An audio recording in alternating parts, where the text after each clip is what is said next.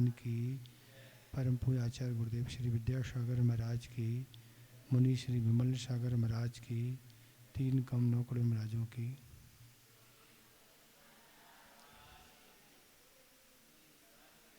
बोधि दुर्लभ भावना का वर्णन हो गया।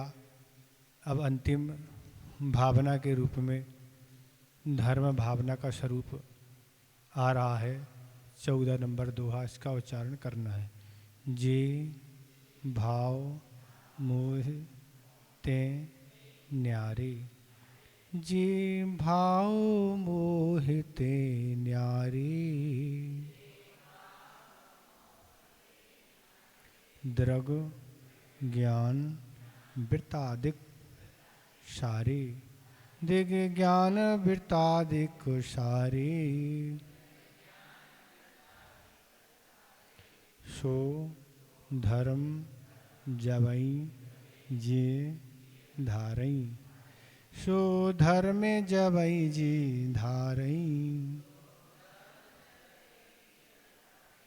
तब ही सुख अचल निहारई, तब ही सुख अचल निहारई,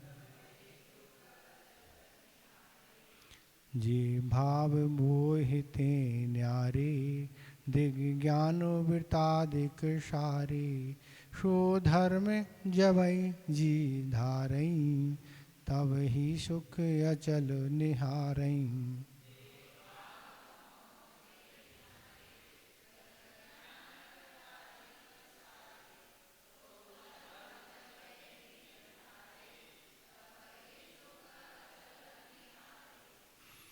ठीक हो गया उच्चारण?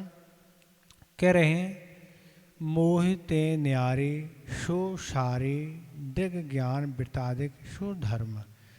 मिथ्यात से विपरीत जो सार रूप सम्यक दर्शन, सम्यक ज्ञान और सम्यक चारित आदि भाव है, वह धर्म कहलाता है। जी अवई जी जबई धारे, तभी अचल सुख निहारे। भव जीव जब इस रत्नत्रय धर्म को धारण करता है, तभी मोक्ष को प्राप्त करता है।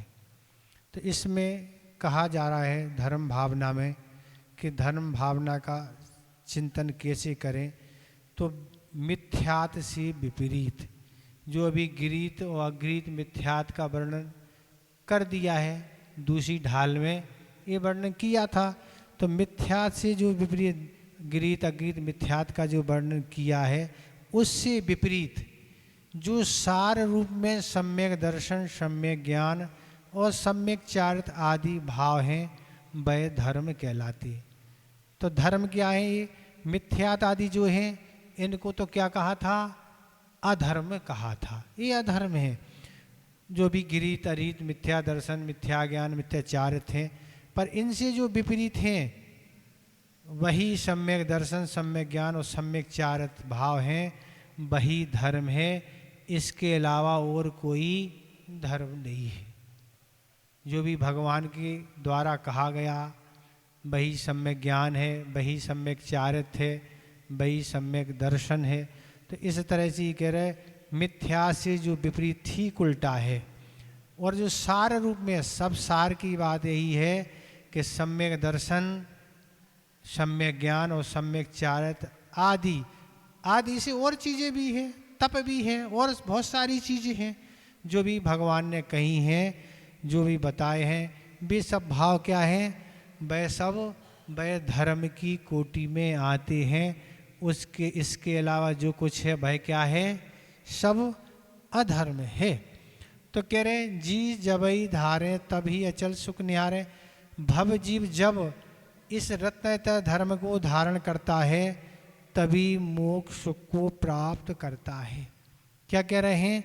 भव जीव, भव कौन कहलाते हैं? जिसमें रत्नत्रय धारण की शक्ति हो। किसको होगी शक्ति? जो भव होगा वही रत्नत्रय धारण कर सकता है। अब तो पहले गुणस्थान से ऊपर उठ ही नहीं सकता, उसको तो सम्यक दर्शन नहीं होना, तो ज्ञान भी नहीं होना, और चारित्र की कोई बात ही नहीं।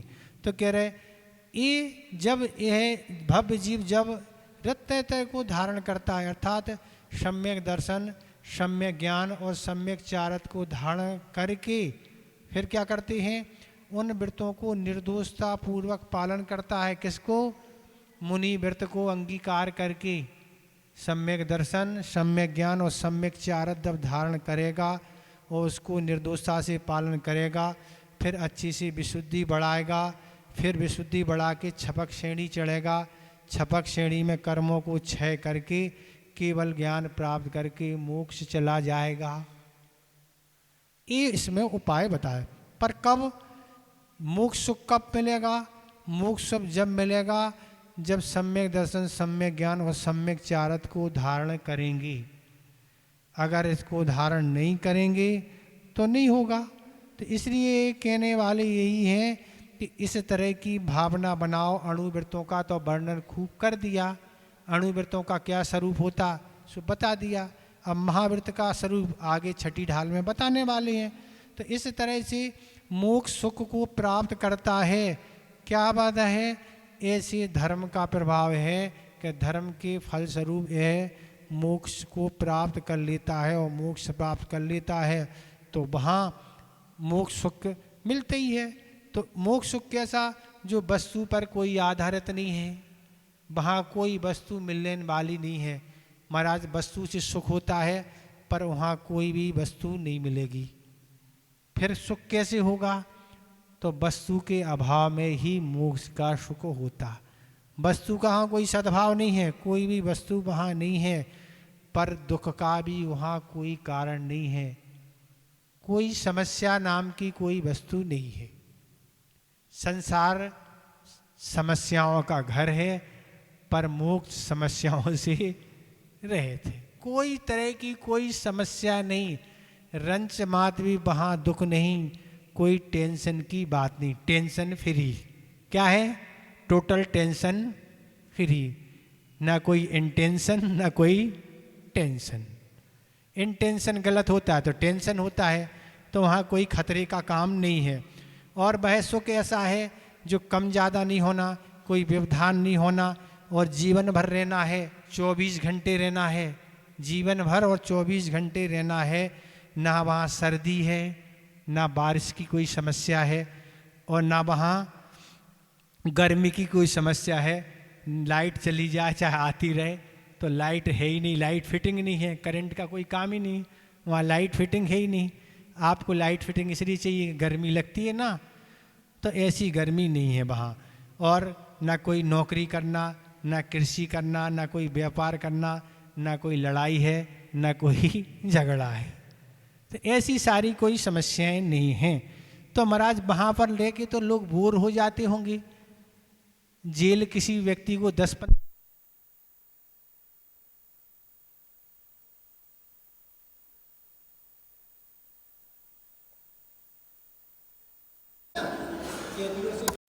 पूछते रहते हैं, तुम कैसे जेल में आए, तुम कैसी हो, पर वहाँ जाता है। पर वहाँ तो एकदम विपरीत ही माहौल मिलेगा। वहाँ कोई ऐसी कोई चीज़ दिखेगी नहीं ना, सब अपने ध्यान में लीन होंगे। तो आप अभी भी विचार बना लें, जाने से पहले सोच लें। ऐसा नहीं जाने के बाद पछताएं आप, ऐसा तो नहीं है ना। पछताने के लिए मन से पछताना होता है, वहाँ मन है ही नहीं, शरीर है ही नहीं।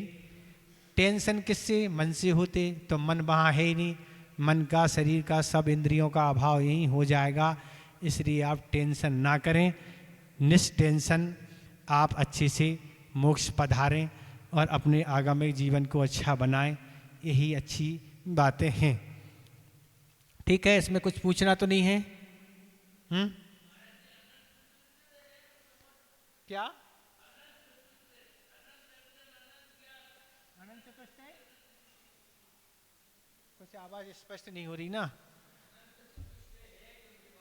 क्यों नहीं है? जब केवल ज्ञान है तो क्यों नहीं होगा? देखो, 4 घाती कर्म के अभाव से अनंत चतुष्टय उत्पन्न हो गया। अब अघाती बचे, उनके नष्ट हो जाएंगे तो और गुण उत्पन्न हो जाएंगे। जो अनंतों के पास है वो सिद्धों में तो है ही ना, उनका कोई अभाव होना क्या? 4 कर्मों का अभाव हो गया से अनंत चतुष्टय प्राप्त हो गया। अब 4 अघाती का होगा तो और हो जाएगा। ऐसे 8 गुणों 8 कर्मों के नाश से 8 गुण प्रकट हो जाएंगे। नाम कर्म है गोत्र के आदि से हो जाएंगे। ठीक हो गया। आगे अब इस ढाल का समापन के लिए अंतिम दोहा दे रहे हैं, उसका उच्चारण करें।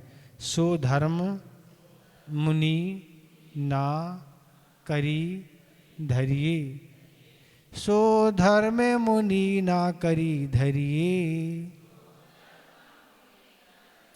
ठीक है, पाठ से गड़बड़ तो नहीं है कुछ? करी शब्द है नहीं है? करी गड़बड़। सो धर्म मुनि ना करी धरिए,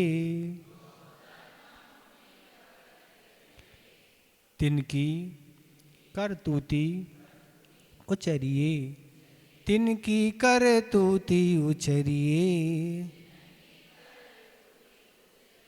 ताको सुनिए भावी प्राणी, ताको सुनिए भावी प्राणी।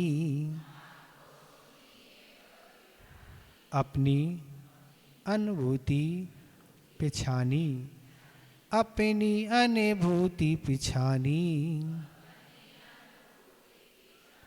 सो धर्म मुनि ना करी धरिए, तिनकी करे तूती उचरिए। ताको सुनिए भव प्राणी, अपनी अनुभूति पिछानी।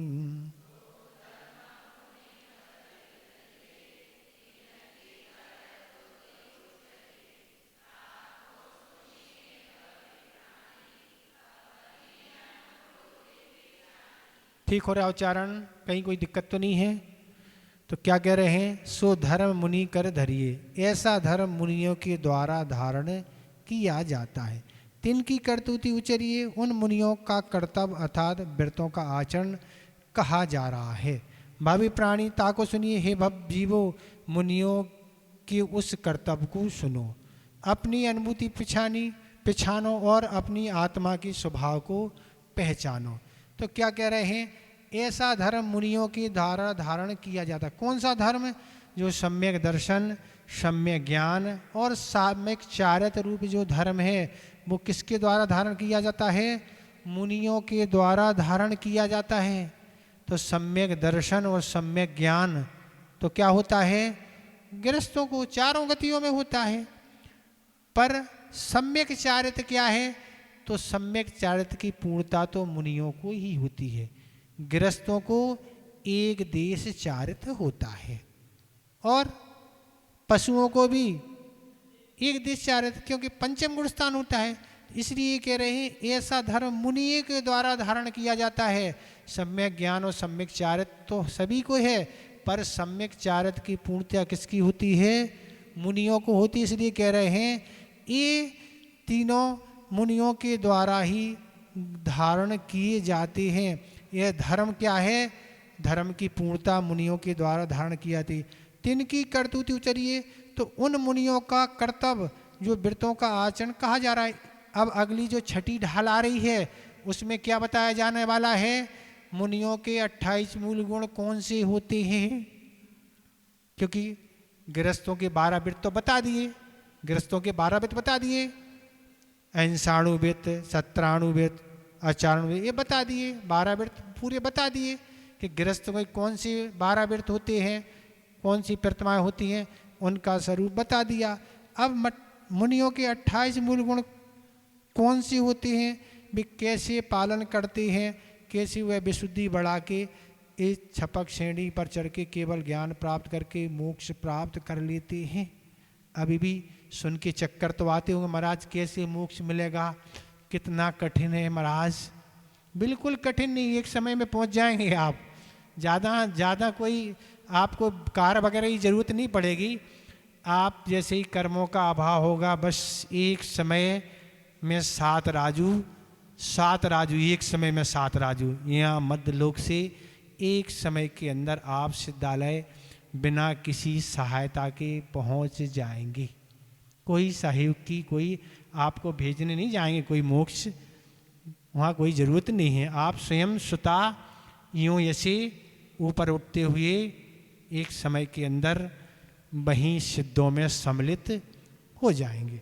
तो कह रहे भवि प्राणी ताको सुनिए, हे भव जीवो, मुनियों के उस कर्तव्य को सुनो। हम जो छठी ढाल में वो मुनियों के कर्तव्य को बता रहे हैं उनको सुनो। इस छठी ढाल में 28 मूलों को बताने वाले हैं। वो 28 मूल क्या है? हिंसा, झूठ, चोरी, कुशील, परिग्रह, इनके त्याग स्वरूप 5 सम्मतियाँ हैं, 5 इंद्रियों का रोध है, सामायिक है, वंदना है, स्तुति है, नग्नता है, केशलोंच है, आहार कैसे करते, ये सारी की सारी विधि इस किस में बताई जाने वाली है? छठी ढाल में। क्यों बताई जाने वाली है? क्योंकि सच्चे देव शास्त्र गुरु पर सिद्धान करके ही सम्यक दर्शन हो जा। तो सच्चे गुरुओं की पहचान क्या है? जब तक हम उनकी पहचान नहीं करेंगे तब तक हम सम्यक दर्शन नहीं हो पाएगा। हम किसी को भी गुरु बना लें महाराज, किसी को भी पूजना चालू कर दें, नहीं। तो इसलिए बता रहे हैं। और अपनी अनुभूति पहचानो और अपनी आत्मा के स्वभाव को पहचानो। क्या कहने वाले हैं? और अपनी आत्मा को स्वभाव को पहचानो कि हमारी आत्मा का स्वभाव कैसा है। तो हमारी आत्मा का स्वभाव राग द्वेष से रहित है, हर्ष विषाद से रहित है। ये हमारी आत्मा का स्वभाव है। पानी का स्वभाव शीतलता है, पर पानी में जब अग्नि का संयोग होता है तो पानी जो शीतल स्वभाव वाला था वह क्या हो जा, विभाव परिणत में गर्म हो जाता है। हो जाता कि नहीं? तो ऐसे ही इस आत्मा ने कर्मों की संगति कर ली, उसके संयोग के कारण यह जीव क्या हो गया? विभाव में परिणत हो गया, राग द्वेष कर रहा है, हर्ष विषाद कर रहा है, तरह तरह के मोह कर रहा है। तो हम अपनी शक्ति को उद्घाटन कर सकते। ये कह रहे हैं अपनी आत्मा के स्वरूप स्वभाव को पहचानो। तो ये कहने वाला स्वभाव का अर्थ अपनी शक्ति को उद्घाटित करो। संसार के कार्यों में तो कितनी हम शक्ति लगा रहे हैं ना, बताओ आप शक्ति कितनी खर्च कर रहे हैं। अगर आपको कहीं घूमने जाना है बाहर और आपकी मान के चलो आपने रिजर्वेशन कराया है और रिजर्वेशन आपका वेटिंग में है, टिकट आपकी क्या रिजर्वेशन आपका नहीं हुआ, फाइनल नहीं हो पाया, वेटिंग बनी रही, फिर क्या करते? फिर तो महाराज जाना ही है। कैसे जाएंगे? तो खड़े होके भी जाएंगे, धक्का मुक्की के साथ, पर घूमने तो जाना है ना। कितना पुरुषार्थ हम कर लेते हैं, सब तरह की बाधाएं हम सहन कर लेते सहन की नहीं, क्योंकि जाना है ना।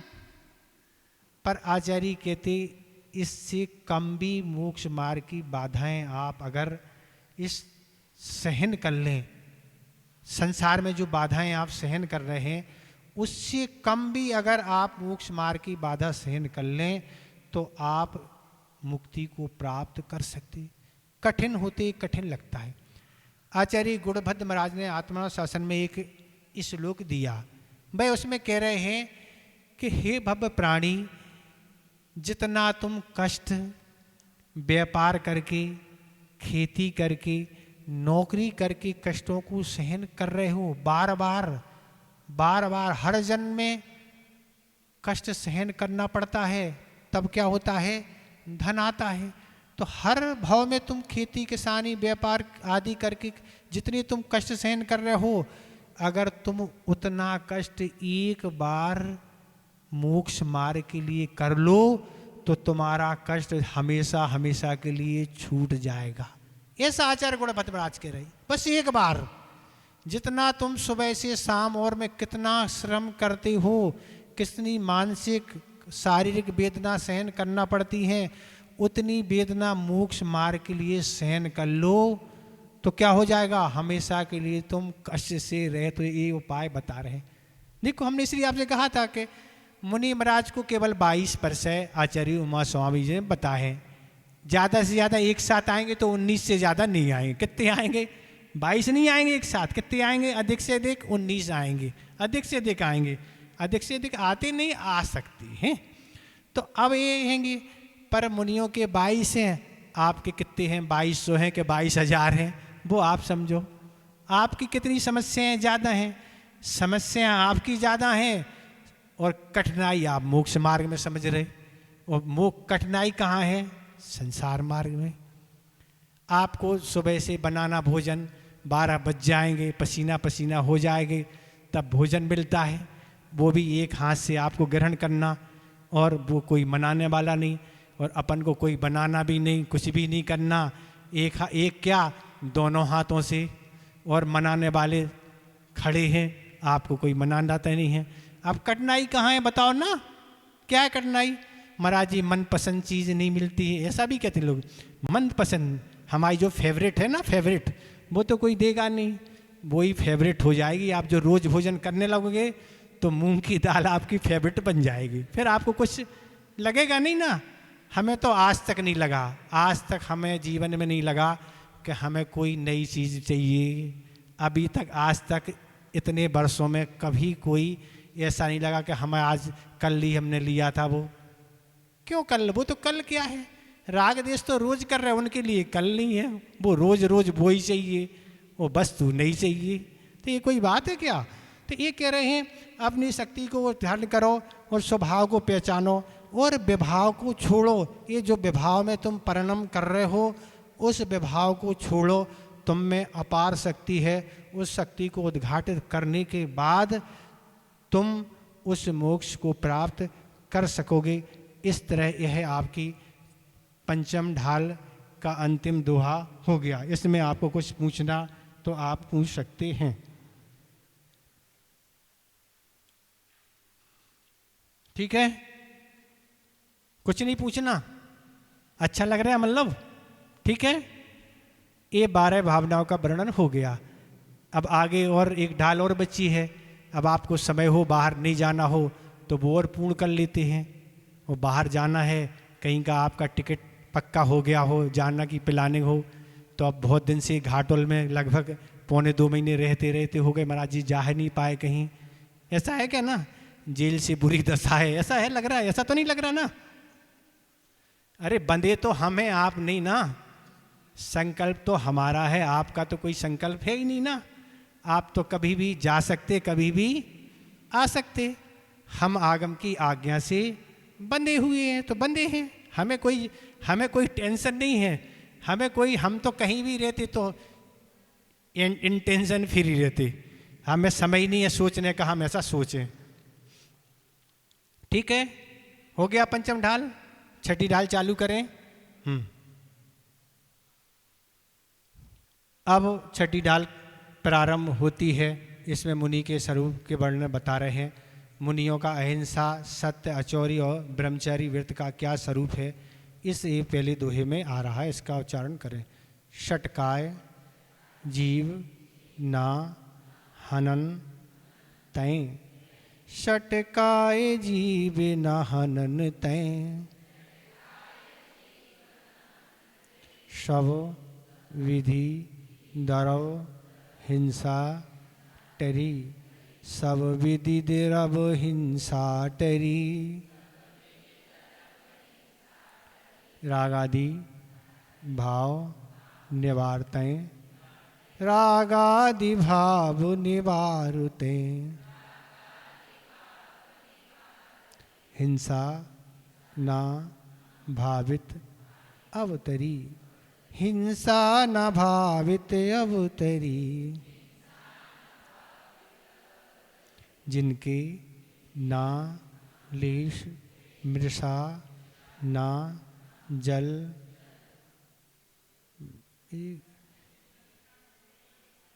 नहीं वो तो ठीक है, पर जिनके ना लेश मृषा न जल, हाँ, जिनके ना लेश मृषा न जल, मिण हो बिना दियऊ गहई, मिण हो बिना दियई गयो।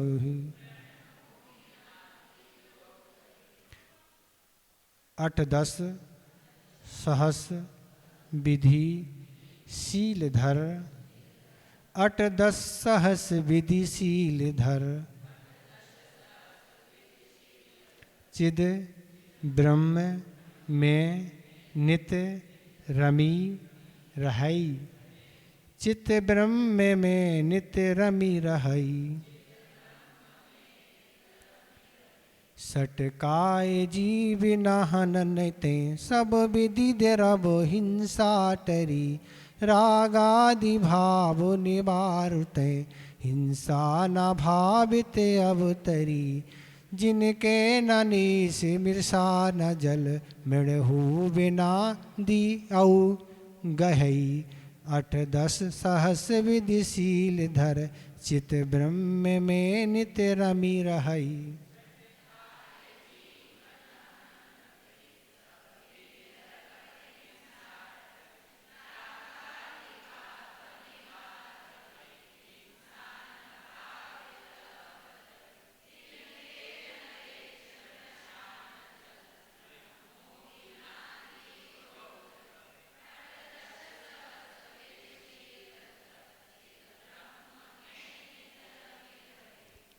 ठीक हो गया उच्चारण? ज़्यादा बड़ा हो गया दुआएं। तो कह रहे हैं सटकाय जीव ना हननते सब विधि द्रव हिंसा टरी। कह रहे हैं मुनिराज 6 काय के जीवों का घात ना करने से सब प्रकार की द्रव हिंसा से दूर हो जाते हैं। जब वह मुनिराज अहिंसा महाव्रत को धारण कर लेते हैं तो 6 काय के जीव कौन कहलाते हैं? 5 स्थावर, पृथ्वी कायक, जल कायक, अग्नि कायक, वायु कायक और वनस्पति। इन 5 स्थावर और 1 तरस 2 इंद्रिय से पंचेंद्रिय के जीव इनका किसी तरह से घात नहीं करते। पृथ्वी कायक मतलब मकान बनवाना, ये तोड़वाना, ये पड़वाना, ये सब उनके काम नहीं है, इसलिए किसी भी तरह से पृथ्वी काय की वह आराधना नहीं करते हैं। पर जमीन पर तो चलना पड़ता है, तो अब तत्संबंधी वह शक्ति अनुष्ठान है। बिना जमीन के आकाश में तो उड़ नहीं पाएंगे ना, कोई रिद्धि तो है नहीं, तो वह तत्संबंधी वह शक्ति अनुष्ठान है, इसलिए चलना पड़ता है। जल कायक, जल काय की आराधना नहीं करते हैं, स्नान नहीं करते हैं, कूलर एसी का उपयोग नहीं करते हैं। अब बिहार में बारिश हो जाती है और बारिश हो जाती है तो चलना पड़ता है, पर ऐसी बुद्धिपूर्वक आराधना नहीं करते हैं। वायु कायक, वायु कायक कूलर पंखा एसी इनका उपयोग नहीं करते हैं, तो वायु कायक की आराधना नहीं से बच जाते हैं, पर श्वास तो लेते ही हैं, उससे तत्संबंधी। अब श्वास नहीं लेंगे तो क्या होगा? फिर तो जीवित नहीं रहेंगे, तो वह सख्त का अनुष्ठान होता है। बाकी और अग्नि कायक, अग्नि कायक के लिए ठंडी में हीटर, बल्ब, अग्नि, सिगड़ी इन चीज़ों का उपयोग नहीं करते हैं। ठंडी के प्रतिकार के लिए ऐसा ही उपयोग करते हैं जिससे तत्संबंधी जीवों की आराधना ना हो। ऐसे हीटर कूलर ये इनका नहीं करते। वनस्पति कायक तो घास है, अंकुर है, फल सब्जी इनका स्पर्श नहीं करते हैं। जो भी सब्जी या फल होते हैं वह अचित जो होते पराशक होते हैं उनको ही लेते हैं, इसलिए उनके द्वारा ये कोई आराधना नहीं होती है। इसलिए मन वचन काय कृत कारना से वह क्या होते हैं? हिंसा के त्यागी होते हैं और राग आदि भाव निवारते हैं। भावित हिंसा न अवतरी, और राग देश आदि भाव नहीं करने से उनकी से भाव हिंसा से दूर हो जाते हैं। वह बुद्धिपूर्वक राग देश नहीं करते हैं। वैसे तो राग देश 10वें गुणस्थान तक होता है, पूर्ण देश से तो राग देश का अभाव नहीं हो सकता। अबुद्धिपूर्वक 10वें गुणस्थान तक चलता है, पर बुद्धिपूर्वक वह राग देश से बचते हैं। जैसे गृहस्थों में एक दूसरे के प्रति राग होता है, देश होता है, ऐसा वह राग देश नहीं करते हैं। ऐसा राग देश नहीं करने से वह भाव हिंसा से बच जाते हैं। पर जितना बचेंगे उतना अच्छा हिंसा महाव्रत का पालन होगा। करेंगे तो तत्संबंधी दोष लगेंगे, ये तो सबका विषय है। तो जिनके लेस ना मिर्सा और भाई मनी थोड़ा भी झूठ नहीं बोलते हैं, तो थोड़ा नहीं तो ज़्यादा बोलते हैं क्या? नहीं, ना थोड़ा बोलते हैं ना ज़्यादा बोलते। महाव्रत है ना स्थूल ना सूक्ष्म, दोनों प्रकार के झूठ के त्यागी हैं। ना बोलते हैं ना झूठ बुलवाते हैं, ना बोलने वाले की अनुमोदना करते हैं। इस तरह से मन वचन काय कृतकारत अनुमोदना से वह झूठ के त्यागी होते हैं। झूठ का अगर उनका द्वारा बोलना हो तो उनके विरुद्ध में दोष आता है। जल मृण हो बिना दीनो गही ना, और पानी मिट्टी भी बिना दिए हुए नहीं ग्रहण करते हैं। और क्या है? ना पानी और ना मिट्टी बिना ग्रहण दिए नहीं करते हैं।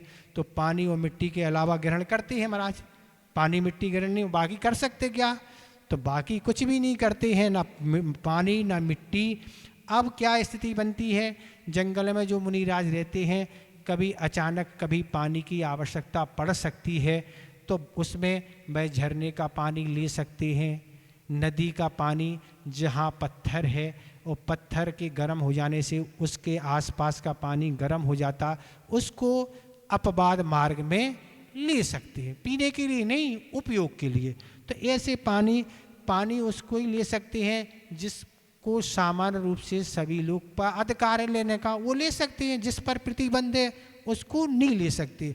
तो इस तरह से मुनियाज जंगल में रहते हैं और झरने का, नदी का ले सकते हैं। और कभी हाथ धोने के लिए मिट्टी की आवश्यकता है तो मिट्टी ले सकते हैं, गोबर ले सकते हैं, राख ले सकते हैं, ईंट का चूरा है वह ले सकते हैं, जिस पर कोई रोक नहीं है। कभी पिच्ची खराब हो गई तो मोर के द्वारा पंख जो छोड़े जाते हैं उन पंखों को लेके पिची बना सकते हैं। कभी कमंडल गड़बड़ होगा तो तूंबी अगर पड़ी मिल गई उसको उठा के उसका कमंडल बना सकते हैं। तो इस तरह से ये अपवाद है, अर्थात जिसका स्वामित्व है वो वस्तु नहीं लेंगे, जिसको सब लोग ले सकते हैं उसको आवश्यकता होने पर उसका उपयोग कर सकते हैं, तो उनको चोरी का दोष नहीं आएगा।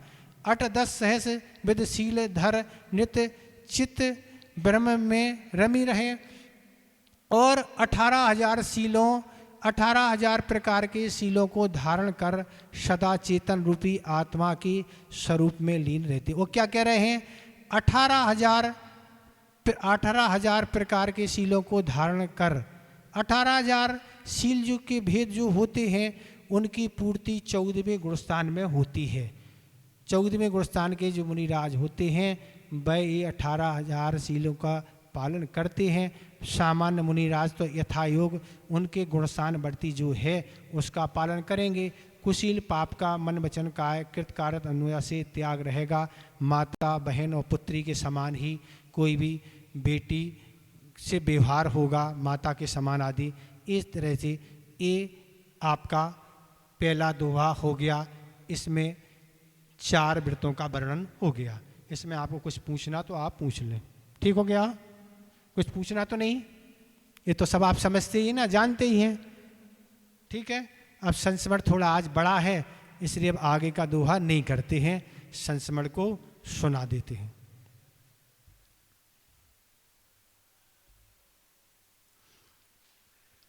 उन्नीस 1982 का चतुर्मास आचार्य महाराज का नैनागिरी से क्षेत्र पर हो रहा था। अनेकों बार संघ के साधु निवेदन आचार्य महाराज से करते थे कि आचार्य महाराज हम लोगों को आपके साथ सम्मेश शिखर चलना है। पर गुरुदेव तो हमेशा यही कहते थे देखो देखो, और ऐसे करते करते अनेक वर्ष निकल गए। पर जब नैनागिरी का चतुर्मास हुआ उसके बाद आचार्य महाराज ने बिहार कर दिया, और बिहार करते करते आचार्य महाराज कटनी नगर पहुंच गए। और कुछ चर्चाओं के माध्यम से ज्ञात हुआ कि आचार्य महाराज सम्मेश शिखर जाने वाले। संघ के जो साधुगण थे, एलक छुल्लक जो भी थे, ब्रह्मचारी आदि, वह सब तो प्रसन्न थे ही, गृहस्थ भी साथ में प्रसन्न थे कि बहुत अच्छा अवसर है ये वंदना करने का। और कटनी नगर के लोगों को भी यही जानकारी ज्ञात हो गई कि आचार्य महाराज सम्मेश शिखर जा रहे हैं। तो उन्होंने आचार्य महाराज को बताया कि सम्मेश शिखर जाने का ये मार्ग है। आचार्य महाराज यही राज मार्ग है, इस राजमार्ग से आप चलेंगे तो अच्छा रहेगा। तो आचार्य महाराज कहते हम राजमार्ग नहीं, हम तो महाराज मार्ग से जाएंगे। और जो भी उनका आचार्य महाराज ने जो भी सोचा हो उस रूट से जाने का निश्चित हो गया। कटनी के नगर वालों ने सारी जो भी यथायोग तैयारी बिहार के हिसाब से थी, सारी तैयारी उन्होंने कर ली। इस मार्ग में तो आचार्य महाराज बिल्कुल अलग हैं, उन्हें कभी किसी चीज़ का संकेत किसी को देना नहीं पड़ता, बिहार का चाहे किसी का। सारी गृहस्थ अपनी अनुसार तैयारी कर लेता है और बिहार भी वहाँ से हो गया। बिहार अच्छे से चल रहा है, नगर नगर प्रभावना होते हुए संघ आगे बढ़ रहा है। जैनों के साथ अजैन लोग भी अच्छे से धर्म ध्यान करते हुए सत्य विष्णु आदि का त्याग करते चले जा रहे हैं। और संवेद शिखर लगभग जितना समय भी लगा हो, समय तो ज्ञात नहीं है, पर आचार्य महाराज संघ सहित संवेद शिखर पहुँच गए। ठंड की दिन थे, काफ़ी सर्दी का समय था, आदमी भी ऐसा कोहरा था रास्ते में कि व्यक्ति को व्यक्ति दिखना भी कठिन था। पर सारी अनुकूलता और प्रतिकूलता के साथ पहुंच गए। और पहुंचने के बाद जैसे ही सुबह हुई, सुबह होते हुए संघ वंदना के लिए निकल पड़ा। आप तो 2 बजे 4 बजे जब हो चल देते हो, पर मुनिराज तो जब तक प्रकाश नहीं होगा तब तक तो जा नहीं सकते। और जैसे ही उस परिसर से आगे बढ़े और पहाड़ चढ़ने से पहले ही संघ ने वहाँ सोच की, और सोच करके आचार्य महाराज वहाँ खड़े हो गए। और खड़े होने के बाद क्रम से सारे जो संघ के मुनिराज हैं वह सब सोच करके आ गए। और सोच करके जैसे ही आए, और आचार्य महाराज ने सबसे यही कहा कि अब सबको अपने अपने कमंडल यहीं छोड़ना है। तो एक वृक्ष की कोटर थी, उसमें सारे कमंडल रख दिए और सारा संघ पहाड़ की लोग बढ़ते बढ़ते गोटर गढ़धर पहली टोक बोई है ना, उस पर पहुंच गए। और पहुंचने के बाद वंदना प्रारंभ हुई।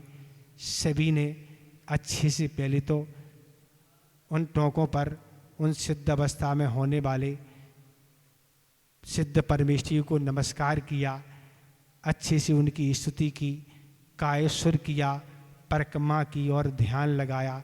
व्यवस्थित ढंग से सारी वंदनाएं हुई और लगातार ऐसी वंदनाएं होती रहीं। और आचार्य महाराज आगे बढ़ते जाते थे, पीछे भी देखते रहते थे कि पीछे आने वाले महाराज आ रहे हैं कि नहीं आ रहे हैं। पूछताछ करके आचार्य महाराज लगभग ऐसा आचार्य महाराज ने बताया था एक बार कि हम 11:30 बजे वापस आ जाते थे, पर आहारचर्या हम सामयिक के बाद ही करते थे। तो ऐसा आचार्य महाराज सबको देखते, ख्याल रखते हुए कि सब आ जाएं, फिर अपन साथ में सब आहार को उठेंगे। पर आचार्य महाराज ने ये भी कह दिया था कि अगर जो जिस नंबर से पहले पहुंच जाए तो आप लोग बिना विकल्प के आहार को उठ जाना, हमारा विकल्प नहीं करना। पर इतना कोई नहीं करता क्योंकि आचार्य महाराज का ही इंतजार करता है। इस तरह से वंदनाएं अच्छी तरह होती रहीं, जितनी भी वंदना हुई सब अच्छे से हुई। और सारा होते हुए एक दिन किसी महाराज ने ये प्रश्न किया कि गुरुदेव सब लोग सोच से निर्वृत्त हो चुके थे, फिर भी आपने कमंडल रखवा दिए, अब क्या कारण है? बहुत विनय से पूछा।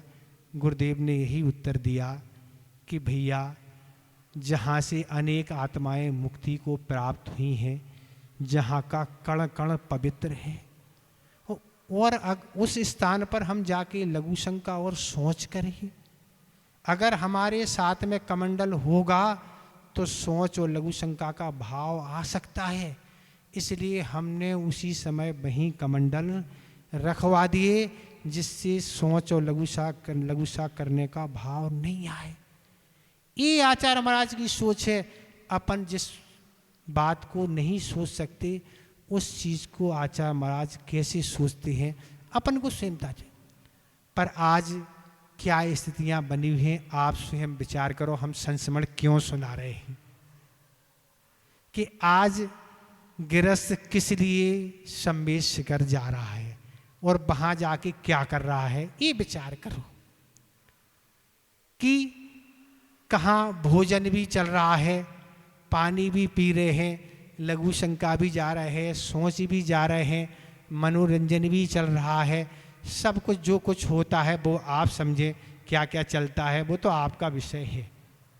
तो ऐसे सारे काम हम करते जा रहे हैं जहाँ का कण कण पवित्र है, जहाँ हम पुण्य के संचय के लिए गए हैं वो पापों को काटने के लिए गए हैं, ना कि पापों को बंद करने के लिए गए हैं और पुण्य को क्या है खर्च करने के। तो ये सारी स्थिति बनी है कि ऐसे सिद्ध स्थानों, ऐसे सिद्ध क्षेत्रों पर जाके, क्योंकि अन्य जगह जो कर्म का बंध होता है उससे अधिक कर्म का बंध ऐसे सिद्ध और धार्मिक स्थानों पर वही पाप करने से क्या है, उससे ज़्यादा कई गुना वही पाप करने से वहाँ बंद होता है। तो इसलिए ज़्यादा वंदना करना रिकॉर्ड नहीं, पर अगर हम वंदना को बड़ी विशुद्धि पात जो भी हमारी जितनी अनुकूलता बनती है विशुद्धि के साथ अगर हम करते हैं। हम तो घर में हम लोग थे, हम तो एक ही बार संवेश शिखर गए, कितने साल हो गए पता नहीं, एक ही बार गए और एक ही बार में 3 वंदना की, संकल्प लेके ही जाते थे जब तक वापस नहीं आएंगे चारों प्रकार के आहार जल का त्याग। एक पहली बार तो 6 बजे आए थे तो बस भोजन कर लिया था, और भी ऐसे 4-5 बजे आए होंगे, तो ये संकल्प लेके ही जाते थे। तो इस तरह से आप अपनी शक्ति अनुसार काम करें, पर ऐसी अपवित्रता की चीज़ें तो वहाँ उपयोग ना हो। जो मांस पैकेट वाली क्या क्या वस्तुएं होती हैं वो भी वस्तु होती हैं, और हम कम करें पर आगम की आज्ञा से करें। तो इस तरह ये संस्मरण हम बहुत दिन से सोच रहे थे, पर समय बचता नहीं था ना, 10 मिनट तो लगना थी, तो हमने सोचा जब बचेंगे 10 मिनट सोचेंगे। तो इस तरह, और आपका समापन भी होने वाला है, अब ना 2-4 दिन में आपकी छुट्टी होने वाली हो, हमें भी छुट्टी मिलने वाली है ना, तो हमने सोचा आप सुना दें, लेट करने से कोई मतलब नहीं है। तो इस तरह से इस बात को जरूर विचार आपको करना होगा, केवल संवेश शिखर को नहीं, जहाँ भी ऐसे सिद्ध क्षेत्र या कोई भी स्थान हो उन स्थान पर अपन पूरी विशुद्धि रखें। उस विशुद्धि से पाप का संचय नहीं होगा, पुण्य का संचय होगा, पाप कर्म की निजरा होगी। इस तरह आपका संस्मरण हो गया। बोधि समाधि परिणाम शुद्धि स्वात्मोत लब्धि शिव शोक सिद्धि चिंतामणिम चिंतित वस्तु दाने तुम बंद मानस ममस्तु।